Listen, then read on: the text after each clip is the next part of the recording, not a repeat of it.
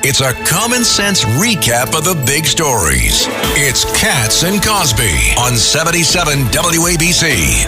And now let's go to the Far East and we have Gordon Chang, and his Twitter is at Gordon G. Chang. If you want 24 hours knowing what the heck is going on. Gordon, any updates? What's going on in the Far East? Too much, John. Today, we had the problem of Chinese and Philippine vessels in Second Thomas Shoal in the South China Sea colliding. Obviously, the Chinese caused this. This is the world's most dangerous flashpoint right now, certainly more dangerous than Taiwan, because China's belligerent activities at Second Thomas Shoal, Sabina Shoal, and Scarborough Shoal are really designed to start a war. So we don't know where this is going, but clearly we need to watch it day by day. What about also who's crossed the border, Gordon? I saw some new numbers lately, and it seems like the number of Chinese nationals, again, well-dressed, sort of military-age men, crossing our southern border, it continues to skyrocket. What do you know about that? Yes, well, if you go back a couple of years, Rita, you see the Chinese migrants coming across are primarily family groups. In other words, people who wanted to live in a free society. Now, 80 to 85%, according to U.S. Border Patrol, are those men that you described. Military age, single, traveling without family members, coming in packs of 5 to 15.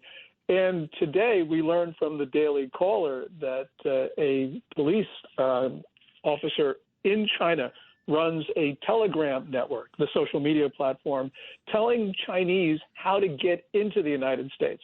Now, this can't be just an individual doing this. It's got to be at the behest of the Communist Party, which means that this migration across our southern borders is at the demand of the party. And that means some of these individuals are extremely dangerous. Yeah, that is really scary. Gordon, here's Judge Weinberg. Welcome back, Gordon. Good to talk to you. Well, there's a major article today in Gatestone, which you participate in greatly, about the China threat. And it's talking about TikTok. It's talking about the farmland. It's talking about the schools, nuclear enrichment, Navy, Belt and Road, buying into U.S. companies, buying farmland.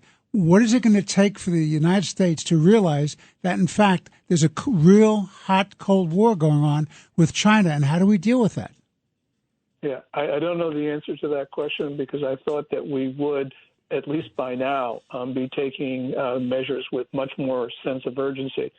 I'm afraid, Judge, that what it's going to take, your question, will be the death of a great number of Americans. This is where this is going. We have a political system that is determined not to defend us. The President of the United States actually knows what's going on.